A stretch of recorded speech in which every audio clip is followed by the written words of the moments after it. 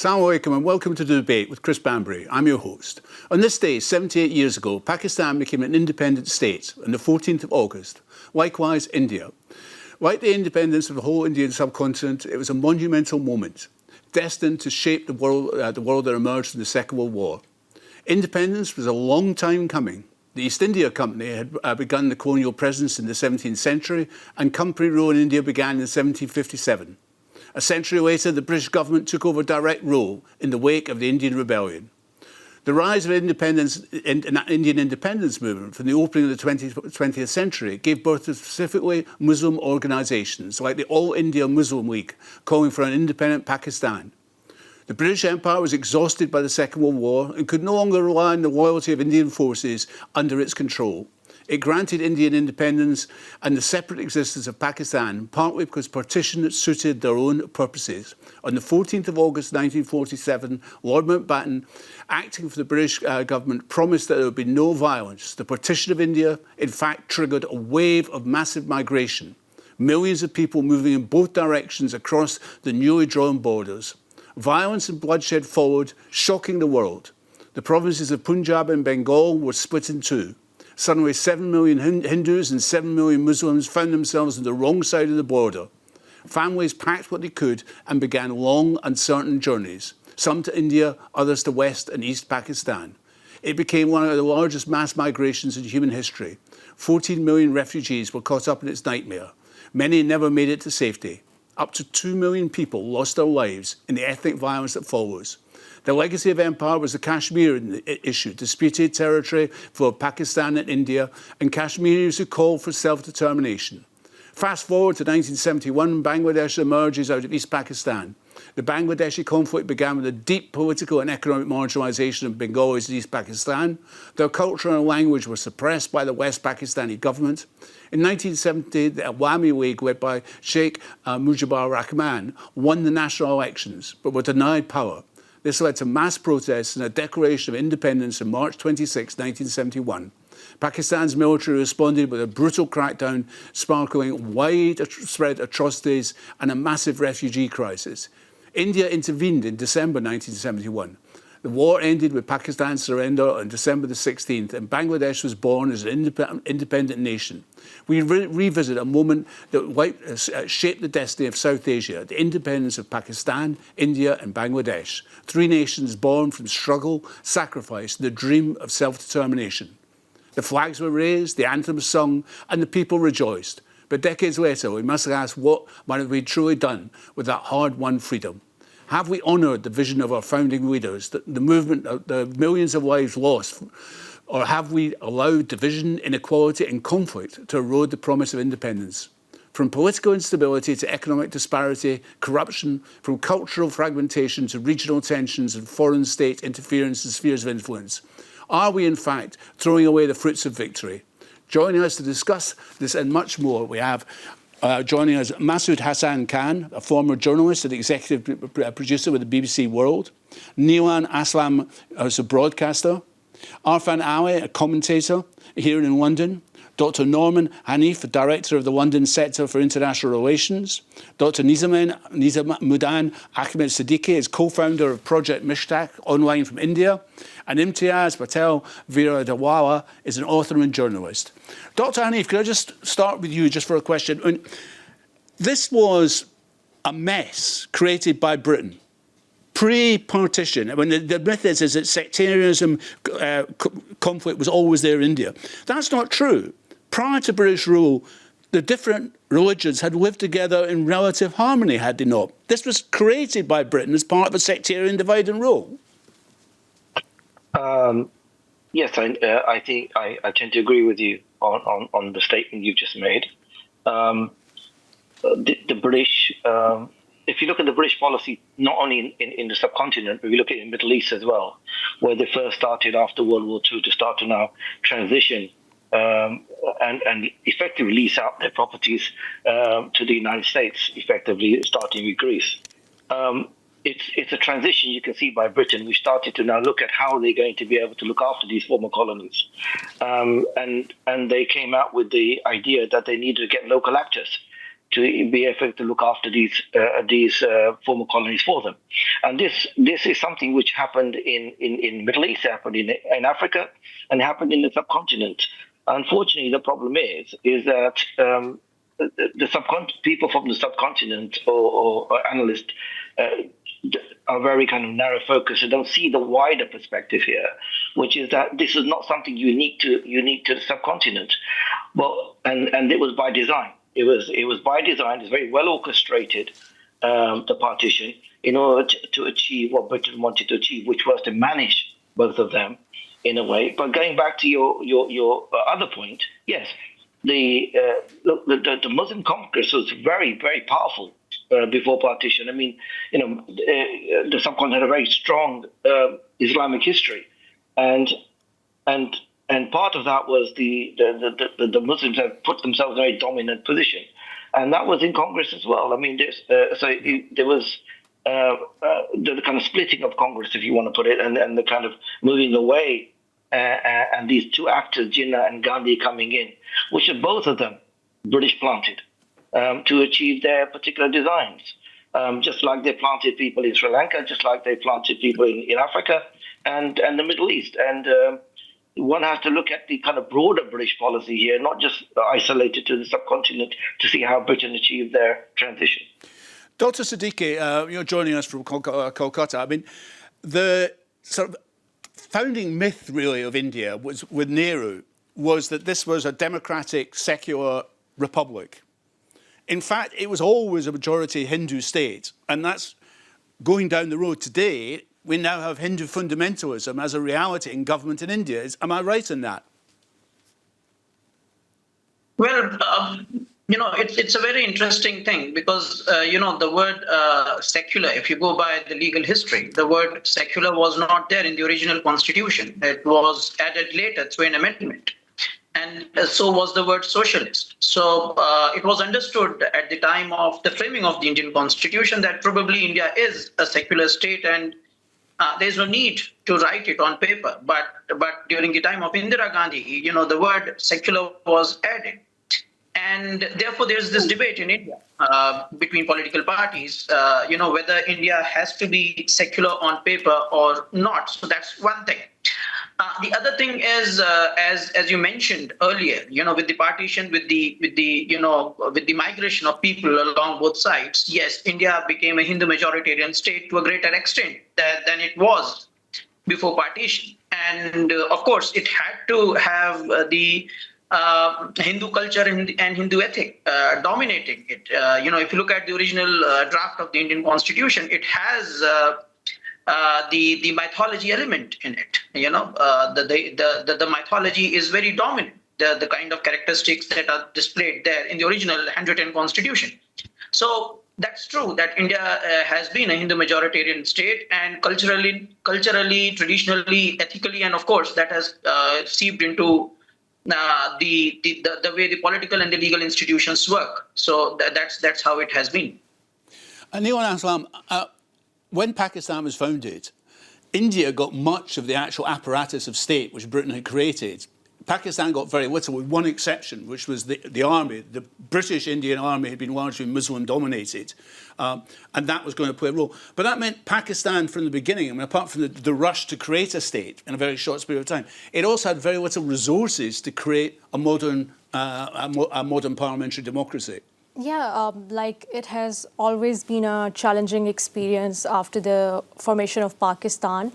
It was very difficult in the beginning because migrants were coming from India and they were in a very bad state because many families lost whatever they had.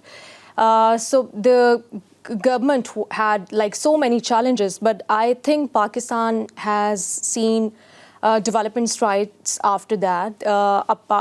I don't want to blame the British rule at that time and how it was done, how partition happened. I don't want to go into that details.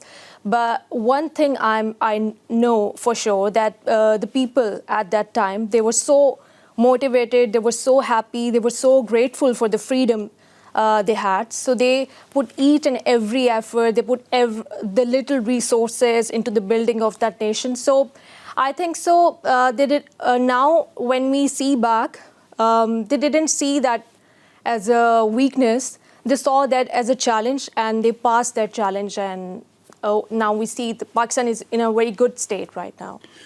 Dr.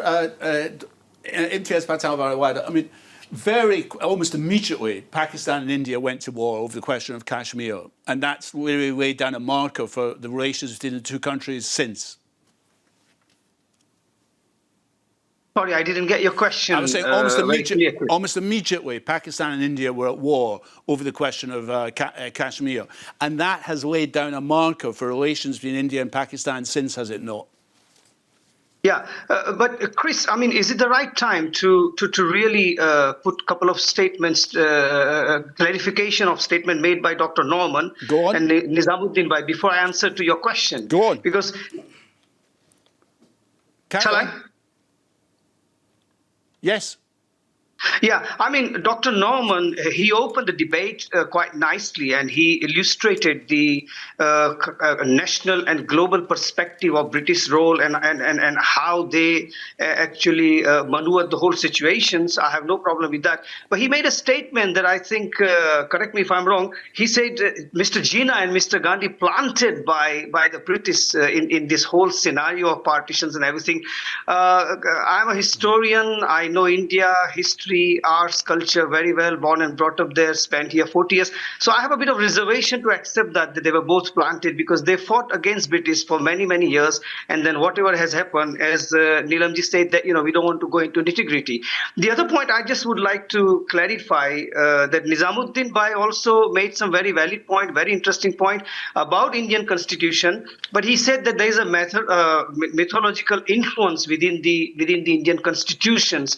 I have studied the Indian constitutions, which was written by Baba Ambedkar, and at that time the genius people of India, the Constitutional Committee, put the constitution together in a way that, as I speak, I don't see now any mythological influence or biasness in Indian constitution. So those are my observations. Coming back to your point now, Chris, that immediately after the independence, India and Pakistan started the war regarding the Kashmir. In my opinion, even after 70 years, I wish that they had come around the table. I wish they had really channeled diplomatic and dialogue and discussions regarding the issue. Then the price which both nations are paying now, and the price especially that region is paying, in my opinion, is not worth it. So it hasn't, I think, played a good role for Pakistan, good role for India, and of course it hasn't played the good role for Kashmir. So I wish they had started with the diplomacy and would have sorted out the political solution, rather than still after the 70 years, both nations are still debating, and that is a kind of clashing point in every time, and it's affecting their I would say economy, it's affecting their growth, it's affecting their progress, and more than anything, it's affecting the innocents' lives as well. Arfan, Ali, can I just ask you this? I mean, I mentioned the army in Pakistan. That really has been a problem in Pakistani society, that repeatedly the army has intervened to take over political control. Am I right in saying that? Yeah, I mean, Pakistan's army, it was set up to defend the people. I mean, once you separate it out from India, it had the mandate of saying, look, 2 million lives have been lost in this tragic civil unrest and the parting up of the countries. But after that period, you need to do a transition to a civilian government. What we realized is that from 47 all the way up until this point, the overarching nemesis of the British of the Pakistani army is still there, and really it should go to a democratic country. It should go form its own constitution. It should have all the apparatus of a democracy. But what we see, the Pakistani army has its own shadow economy, similar to what's in Egypt. It has its own bakeries. It has its own banks. It does its own international trade. It has everything that a fully fledged government has, or apparatus. So really, those generals who are sitting at the top of the food chain, they're really just leeching money out of the country and using for nefarious purposes. And might I say as well that the British have never left. the West have never left the subcontinent. They are still there. They're still having huge influences over Pakistan, over Bangladesh, over India itself. It's there. It's never really truly gained independence. This is independence in other forms. This was a visual independence. Yeah, you carry on doing what you are doing as a country. We'll see what happens. But these are failed states, effectively failed states. We have corruption after corruption, scandal after scandal. And how are you serving the interest of your population? In India, you've got, it's a big population, 1.6 billion people. In Pakistan, come up to 200 million people. In Bangladesh, 190 million people. What is the poverty rate? The poverty rate is through the roof. While the rich keep on enriching themselves, and the Western regimes and the governments allow them to do that, it just does not seem to be a successful state. And really, the spheres of influence, that's where the problem is. If I may disagree respectfully Far about away. the question about the Pakistan's army, because they are always into the limelight and people discuss, and everyone blames them that Pakistan doesn't have a very strong democracy. But I think we can blame them to some extent, but they are not the only problem in Pakistan.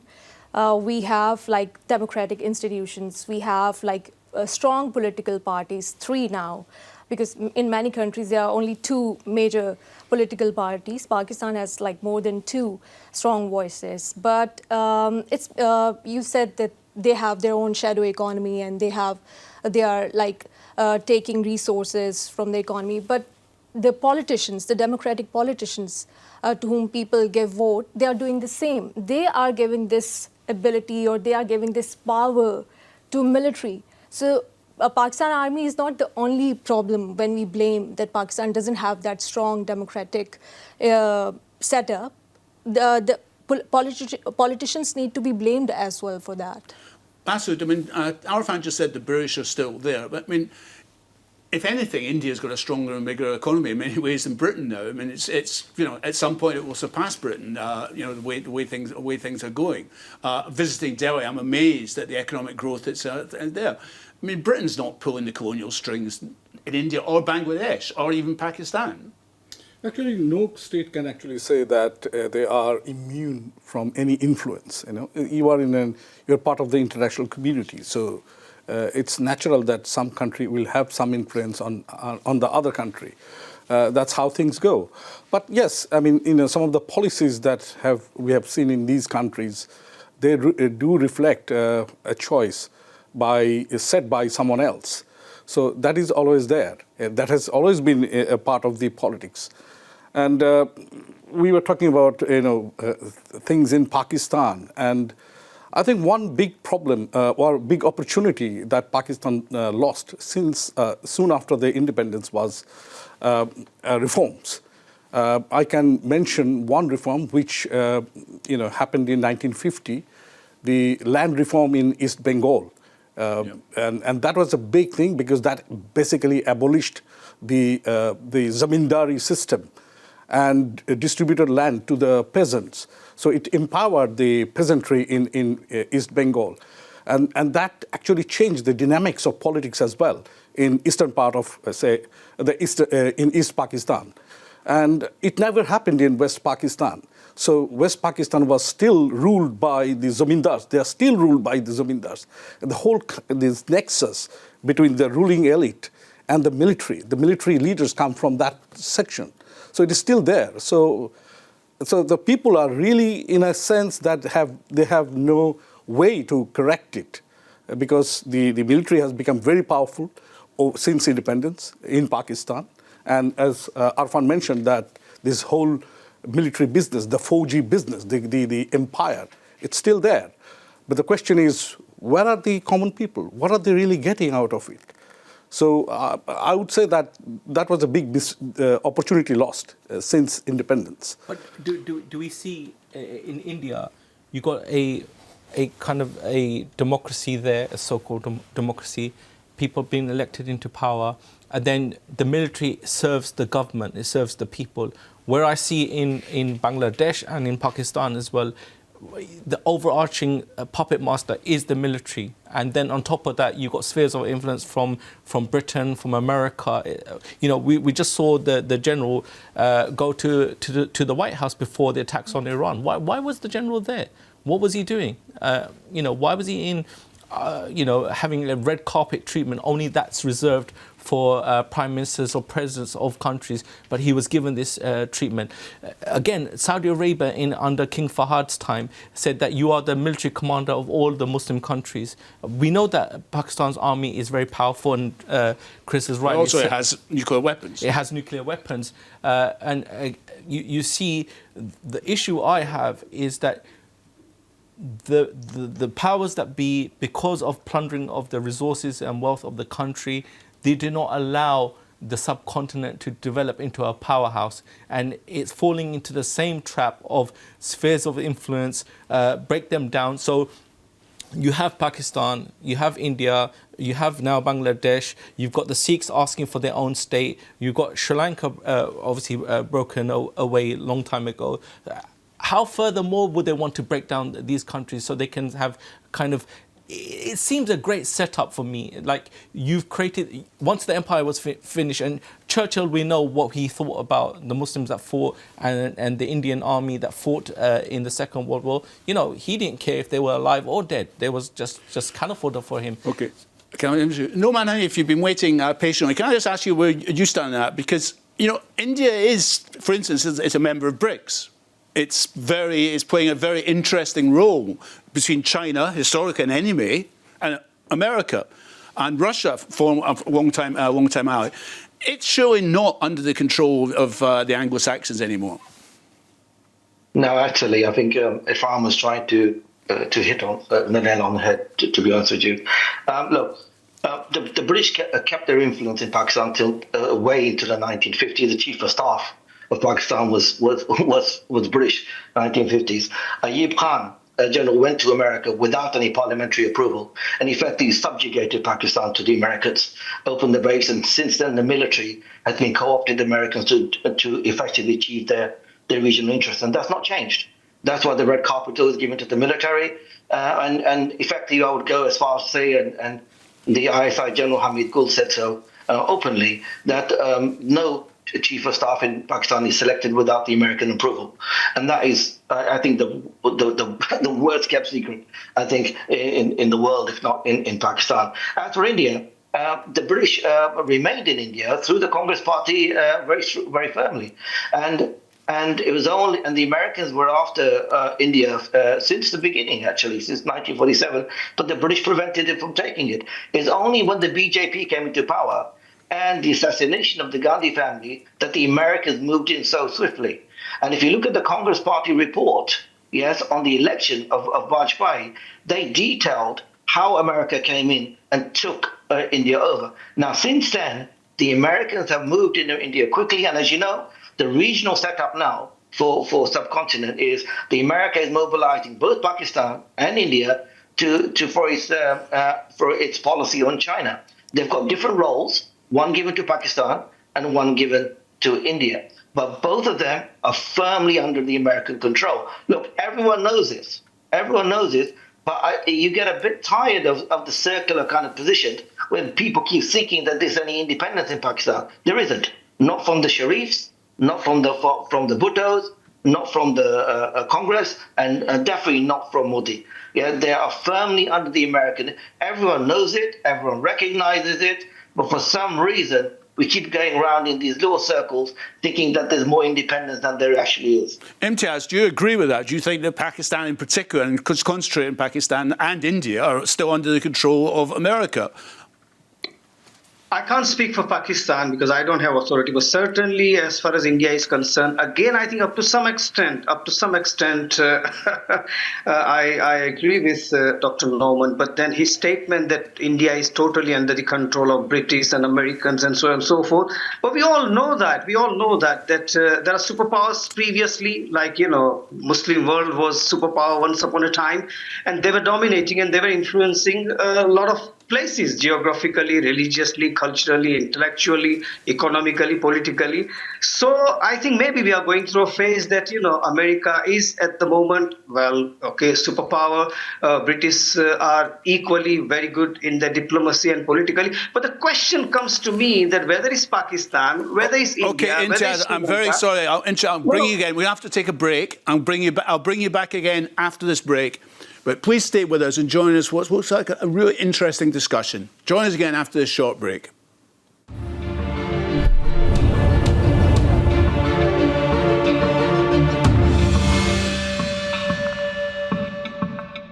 Welcome back to the debate with myself, Chris Bambery. I'm going to go straight over back to Imtiaz to let him finish his points. Yeah, thank you very much, Chris. Very quickly, yes, we talked about British influence, we talked about American influence, we can talk about Israeli influence, we can talk about all the influences. The question I would like to ask from the point of view of Indian Muslim, and also this applies to Pakistan, Sri Lanka, why we are still allowing those influences work on us, knowing that, we had interaction with them in the past, they ruled the continent, we know the tricks of the trade when it comes to British, when it comes to American. So the question is, we can go on and on talking about, British to blame, Americans to blame. But let me answer that question very simply. We have the subcontinent has an inferiority complex. Okay. That's the problem. Okay, That's the simple answer. Can I go over to Dr. Siddiqui in Calcutta? Do you agree that India is controlled by the West, or do you think India is now becoming a world player in its own right? Well, there are two things, Chris. Thanks for asking. One is, let me clarify. When I said the Hindu influence, I'm not saying this out of my own, volition or my independent thought. There are works that are there. Most recently by Matthew John. The book is published by Cambridge University Press. The title of the book is India's Communal Constitution. So, of course, that's there. So this is one element that's there. Now, coming to the question, whether India is influenced. Now, I personally think India is not influenced in that sense too much. I think with the BJP government coming into power and the Congress going away, now the BJP, what it is trying to do is it is trying to move away from the Nehruvian foreign policy, which was the non-alignment movement. That's what Nehru and others, devised for themselves. So what the BJP government under Modi is trying to, portray or project India as an independent country and trying to project it as a, world power. Now, I do not think that frankly speaking, I do not think that has worked quite much. Because it has also gone, it has also borne some negative fruits as well. Because we have some strained relations with some of the countries that we had, that we used to share good relations with. So that's there. So it's somewhere in between. So India, India's foreign policy under the Modi government, they want to portray it as India as a superpower or as a power, which I think is if it happens, it will take some more time. That's my understanding, that India is a strong player in international relations. That's not happening as of now. But yes, India wants to be independent and shed away its non-alignment, bent, and trying to balance the Cold War situation. Trying to be somewhere between the US and the China now, or the US and Russia and Iran, somewhere in between. So that's how I think India is portraying itself. Okay. Neelam, Aslam, in the latest clash between India and Pakistan this year over Kashmir, India got a bloody nose. And it was interesting because China provided very high-tech weaponry, which the Pakistani Air Force used to devastating effect. Yeah, before I answer this question, I want to add something because everybody is talking about external influence in Pakistan. But we should not forget the geographical position and the economic situation of Pakistan before commenting about the external forces and how they are influencing it. Pakistan is unfortunately dependent on IMF's help, IMF support. And everybody knows that who gives permission to IMF or sort of influence IMF to give loans to third world countries. So Pakistan, but we should also see that Arfan Pakistan was saying that Pakistan's army chief was getting red carpet welcome in US. So Pakistan is more influenced by US. But one day, Pakistan's army chief is in US, and the other day or other week, he is meeting Chinese president. So if Pakistan is so concerned about what USA would be thinking, or they can create problems, they would not have developed relations with China. So Pakistan is very smartly playing right now, and everything is going in their favor. Everything is working well because they are meeting the American presidents and American leadership. They are also going to China. They're also kind of maintaining relationship with Russia. They have started this new relationship, a very strong relationship with Iran, because Iran's leadership is now visiting Pakistan, because there was a time when Pakistan had tensions with Iran as well. Pakistan is maintaining a good relationship with Saudi. And at the same time, in every UN General Assembly session, Pakistan goes against US and Pakistan favors Palestine. And it is very open. Pakistan openly supports Palestine, and it never changes its stance on Palestine. So you can say to some extent Pakistan is influenced by Britain or US, but when it comes to their moral stances, when it comes to their internal politics, when it comes to democratic relations, Pakistan is changing, I feel, since 2025 at least.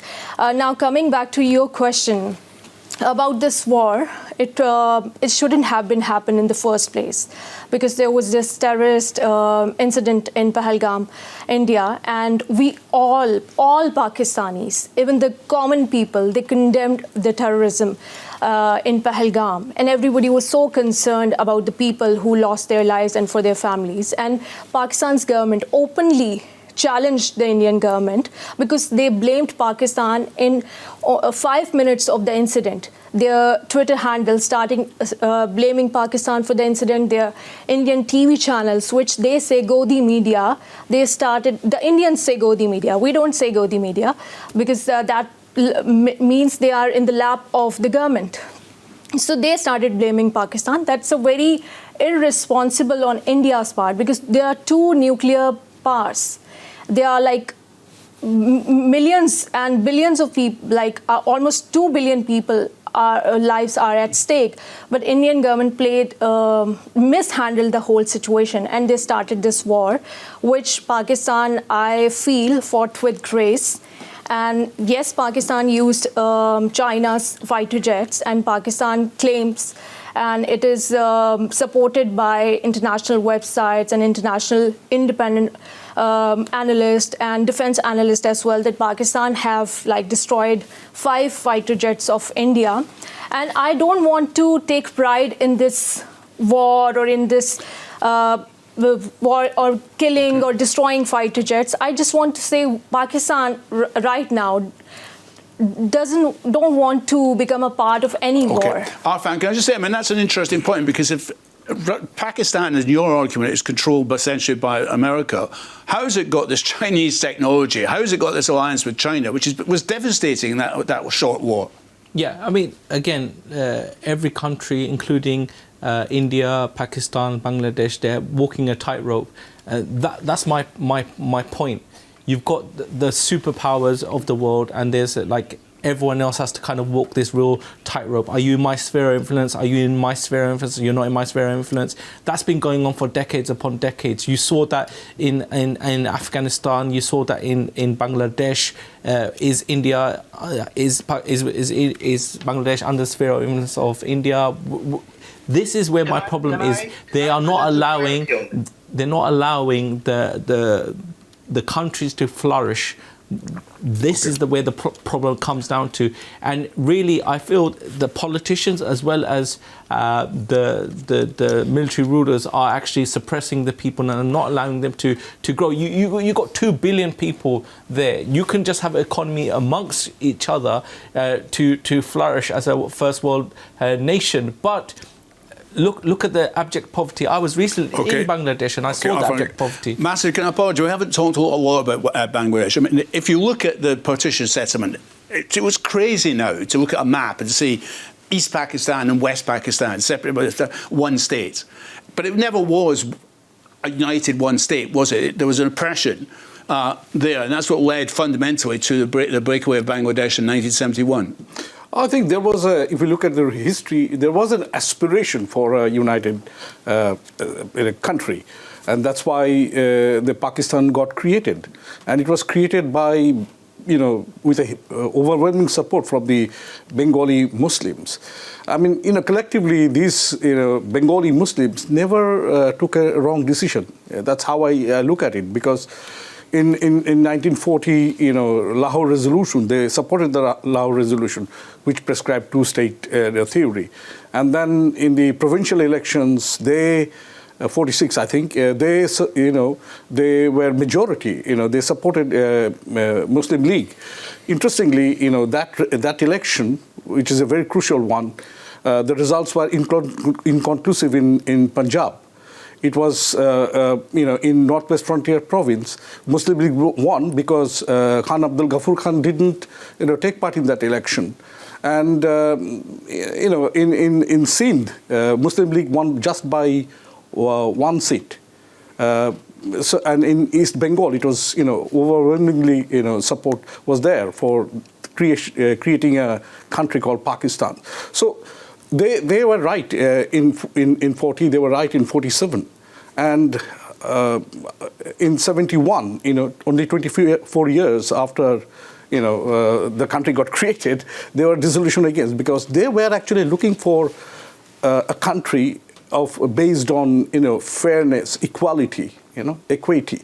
So which they didn't get in 71. That process is still on, I must say, that, in the bigger scheme of things, 20 years, 40 years is nothing.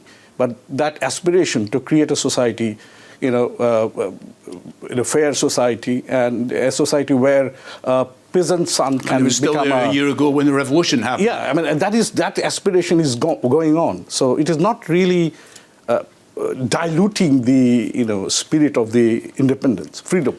It is actually accentuating the spirit. Noman, Hanif, I want to come back to this discussion we were having about Pakistan and its links with China. Doesn't that disprove what you were saying about the Americans are basically pulling the strings in Pakistan? Not at all. I think one needs to really look at this more deeply. Look, Pakistan has been a conduit for American policy for decades, even during the Cold War. Remember, it was Pakistan which was a front for the Americans when they sent Kissinger. Yes, in order to pull China away from the Soviet Union. That was Pakistan was at the center of that. So Pakistan has been working with the Americans for a long time. Now, when it comes down to the issue of CPEC and this China transition, that's also part of the American plan. The Americans have used this idea of allowing Chinese expansionism, economic expansionism, to move away from military build-up. That's what they thought about 10 years ago. However, when they realized under Obama that China was not only expanding militarily, and it had not worked, CPEC had not worked, to engage them only on issues regarding economy, he turned track. He said, now we're going to have a pivot. Yes, a military pivot towards China, and we're going to address China aggressively. And hence, India came into the fold, and Pakistan and India were separated in terms of their policy making. Now, Pakistan is given the role, and this is why Shehbaz Sharif is there. The Sharifs are there because they are close to the Chinese. Chinese trust them. However, what they're using now is they're trying to lure China into the Afghan quagmire and into the Baloch quagmire by enticing them with resources, like they did with the 5 trillion rare earth metals, which were in Afghanistan and now in Balochistan. Both of them American-led. And Trump said recently, Pakistan's awash with oil. He's got no evidence of that, but he's trying to get China hooked into the situation. And with regards to India, he is very upset with Modi because India is not going fast enough in terms of its aggression against China. And that's why Trump has turned against Modi in a very, very harsh way. He's telling Modi, you need to get your act together. We want you to move faster against China than you're doing. But India has always been a very shy state. And it's a very shy state. And this situation which happened recently, and I have to address this conflict which recently happened with Chinese airplanes, whatever it is, this was stage managed by the Americans from behind. Because there's, at the end of the day, what happened behind was political reality was that the Pakistan army was in chaos internally. Modi, after Pahalgam, was in chaos internally. Both had been effectively hit very hard. So what this little limited stage-managed conflict did was it boosted the position of the army back into the focus of the people, and it boosted Modi's popularity internally as well as being a strong man. So these are the real issues about China. Pakistan is not a friend of China. It's been working with the Americans. The Chinese have absolutely no political influence in Pakistan. It only has dealings, economic and some sales of military equipment. Beyond that, it's not. The Americans control it from the toe to the head completely. Dr. Imtiaz, just come back to how would you respond to that? I mean, do you see, looking at India today, India is what you know most about, that it is moving away from that alliance with America? I mean, it never was that allied with America. It was friendly with Russia. It's now managed to rebuild its links with China. Things are changing in the world, aren't they?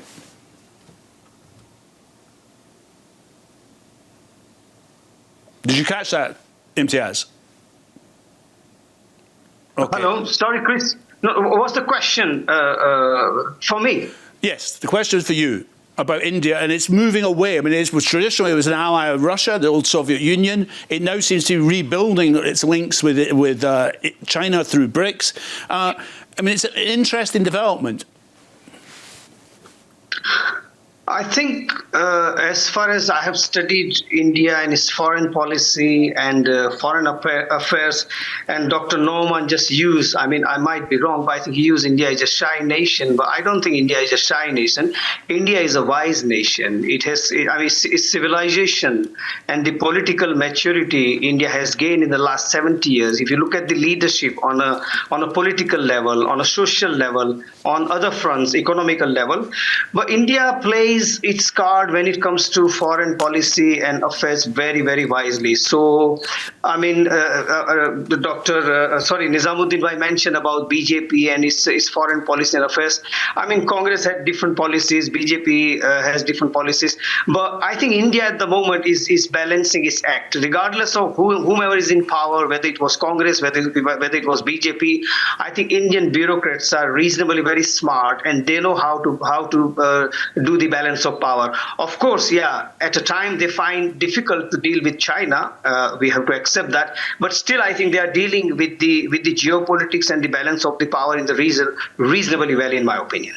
Dr. Siddiqui, do you think India is a wise nation? Because certainly what Neelam was saying, others were saying about what happened over Kashmir, it didn't seem a very wise reaction to that terrorist atrocity. See, when that kind of an attack happens in the territory, the message that you have to give to the population is that we are fighting it back. So that's a reaction that has to come from the government, and that's a confidence-building measure. Now, how you react to that attack is something different. Sometimes you react to it through diplomatically, or sometimes you react to it in the fashion it was done in the latest attack in Kashmir. So that is one way, and I think that's the hallmark of the government, that the government is pursuing its politics aggressively. So even domestically, the policies are aggressive, and even internationally, they are trying to do it aggressively. Now, your question whether India is a wise nation, I do not know whether India is a wise nation or not, politically speaking, but I do agree with Imtiaz that India is trying to balance things, and it has tried to balance things fairly with respect to the parts, the parts that are there, US, Russia, China, and others. So that's there now, but I think in its attempt to balance it, and in its attempt to come out of the Nehruvian foreign policy and in its attempt to assert itself, one thing that we have, lost, and I think, that's what many other people also think, that regional, the camaraderie that we used to share or that we used to have, that has gone a little down. So the relations with the neighbors, with the countries in the South Asian region, that has gone down. But that is because India is not focusing too much. For example, if you look at the SAARC, I can give you one very interesting example. SAARC, South Asian Association for Regional Cooperation, that was established, and India was the leading player in SAARC. Okay, now, if you look at sorry to intervene, Dr. Siddiqui. I'm moving on. We're moving towards an end. Arfan, now I'd like to ask you this. I mean, we hear so much about so-called Islamic fundamentalism. My last visit to Delhi, every day there were reports of a mosque being burnt, an attack here, an attack there. We never hear about Hindu fundamentalism, do we? Oh, well, yeah. That's, look, I asked some Indians that I know of, and they say, look, the Modi has shifted the ideology of the whole country. As you mentioned before earlier, over 100 years plus, Muslims, Sikhs, Christians, every different religion was living in peace and harmony. Of course, you'll have skirmishes here and there. That's natural to have. Now we've got this kind of ideology of the Hindutva ideology, and this is where it becomes dangerous and extreme. You've got approximately around 300 million Muslims within India itself. These individuals, including the Sikh population, including the Christians, have been targeted by these Hindutva mobs. And Modi has galvanized the kind of ideologies, the kind of supremacies, which he's learnt from Netanyahu and Zionism, and he's brought that into play. And this kind of, now we are this Hindu nation. It was never a Hindu nation. It had a majority of Hindu people, but everyone lived in peace and harmony. And that's where it becomes extremely dangerous. Masud, I mean, this feeds back into British politics as well, because we had a riot in Leicester, which was started, by my understanding, by BJP supporting Hindu fundamentalists. And we see very close links between the British establishment and the Indian establishment. So this is potentially feeds back into this society here in the UK. Yes, I mean, what we have seen, the growth of the Hindu fundamentalism within the UK, and it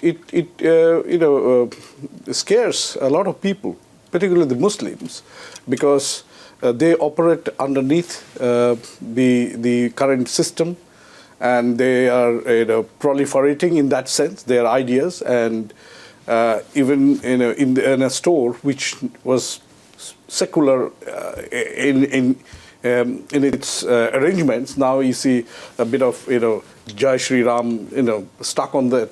So that movement is there, and this government, because we are missing one thing in this whole debate is the market. India is a big market for Western governments, so it's naturally that they would like to tap on that market. They would like to sell things. For that matter, Bangladesh and perhaps Pakistan is a smaller market, so they get less priority. So kind of business nexus, is driving all these things. They're allowing things to happen even in the UK, where people are getting more and more Hindutva, oriented people. They are empowered here. They're getting empowered. So while it is scaring the other part of the population, they're also British citizen. So they're looking at things in a scared way. So I would say that overall this whole thing is interconnected. What happens in Delhi impacts what happens here, and what happens here also impacts Islamabad and Dhaka. So because we have a home country connection, and that connection is still alive. Okay, I'm going to have to leave it there. I'm sorry, I'd like to carry on for another hour. I think it's been a fascinating discussion. I hope you've enjoyed it and found it interesting too. From me, Chris Bambery, I wish you a good evening, and I hope you can join us again next week for the debate.